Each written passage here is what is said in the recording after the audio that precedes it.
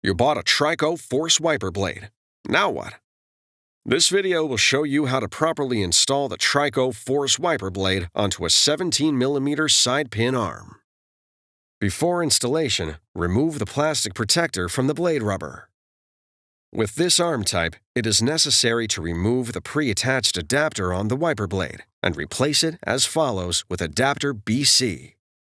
Identify the release tabs for the pre-attached adapter. These tabs are labeled Press and are located at the back of the adapter. Pinch the tabs at the back of the adapter, then rotate it up to a 35-degree angle. Lift the adapter until it disengages from the blade. Discard it. Now, locate adapter BC and rotate it to a 35-degree angle. Lower the adapter onto the pin until it clicks in place. Adapter BC must lock onto the blade before proceeding to the next step. Hold the blade at a 90-degree angle to the end of the wiper arm and push it all the way onto the arm pin. Rotate the blade until the tab on the top of the arm straddles the top of the blade.